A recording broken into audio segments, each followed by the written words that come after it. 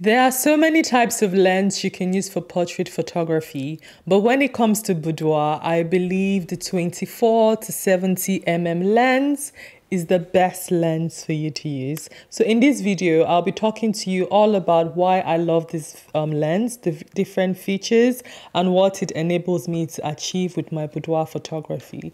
But before I get into all of that, I'd like to share that I have an exhibition currently running at Bokeh Street Studios by Lock, which is located at 21 Bokeh Street in Aldgate, London. So if you're in London, definitely make sure to check it out. It ends on the 31st of March. I also have a masterclass which will be running on the 20th of March. So depending on when you're watching this video, if that date hasn't passed yet, make sure you go check it out because I'll be sharing all my tips on how to, run a profitable business. So before I started using the 24 to 70 lens, I was actually either using my 35 or also using the kit lens, and that was when I was just a beginner photographer. But ever since, I would say in the last 4 to 5 years, this has literally been the lens that is always mounted on my camera. And although this is a Tamron lens, because at the time, as a beginner photographer wanting to be professional, I had to be a bit more savvy with cost of things, and so I went for the Tamron. So I do use a Nikon D750 camera, but I've always used this Tamron lens on it as well. They work well together. But of course, I would love to be fully in the Nikon family. So if someone at Nikon is watching this, wink, wink, do send me a proposal. Would definitely love to be an ambassador for Nikon. But anyway, so this is the 24 to 70 I use. So I'll just be sharing some of the reasons I love this lens for my boudoir work. So of course, it goes without saying that when you're using a zoom lens, you can totally have so many different focal lengths when you're taking, pictures. So it goes all the way from 24 to 70. So what that means is I pose the client in a particular way and, without having to move too much, I can easily get a full length picture of them. I can get a 3/4 and I can get a close up. Of course, I then move around to get different angles of the client, but it just enables me to get, a variety of shots.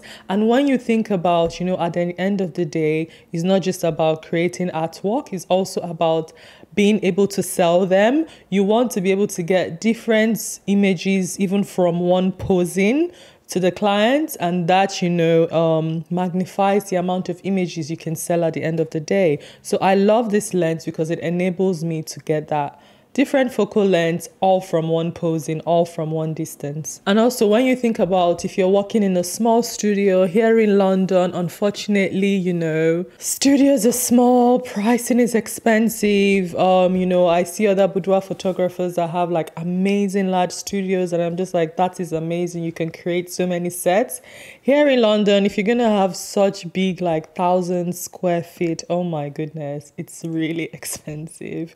And so most of myself and other people, when you work in a small studio, working with a zoom lens that enables you to have different focal lengths, different ranges is highly, very good, very essential, very important. So another reason why I love the 24 to 7 lens and highly recommend it is because at a 2.8 aperture, it gives me enough of that blurriness I love in my images. And when you think about boudoir and, trying to capture a woman in a flattering light, you always, have a focus somewhere and you want the illusion and the blurriness of other parts of the body. And at 2.8, it really enables me to have that sharp focus on the eyes, or sometimes depending on how I pose them, I may put the focus on the ring, if it's a bridal boudoir session. And that 2.8 is just perfect, gives me enough blurriness, gives me enough sharpness, gives me the ability to focus on what I want to focus in the image and let the rest of the image has that dreamy look. So definitely one of the reasons I love this lens. Another reason I love this lens is because apart from using it for boudoir photos, I can also use it for videos. There's good stabilization. Again, with that 2.8, I can get that, really bokeh, blurry, dreamy feel to the videos. And I mean, if you're able to use your camera for dual purposes, that's really good. It means, you know, you're getting a lot for your buck. So yeah. And then the last reason I'm going to share why I enjoy using this lens is because you can use it for other forms of photography as well.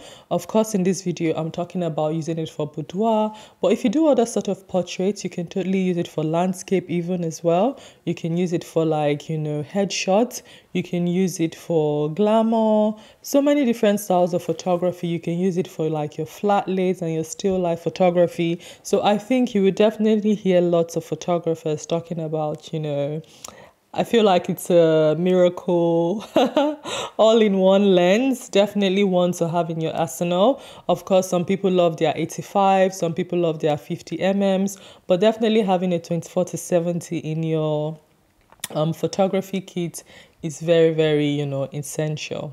I really hope you've enjoyed, you know, learning my reasons for, you know, loving to use the 24-70 lens. As you can tell, I'm not like a tech geek. So if you're wanting all those like tech specific, you know, features and all of that, this is not the video for that. This video, I'm just showing you, like, on the front end, why I love to use this lens and why it's good to do boudoir photography.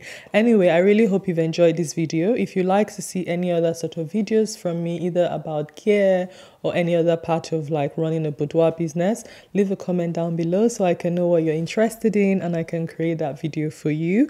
But now I'm gonna say, if you would love to learn how to grow a photography business quickly, then you definitely want to check out this video where I've talked all about it.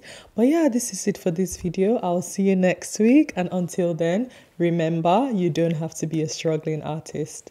Bye.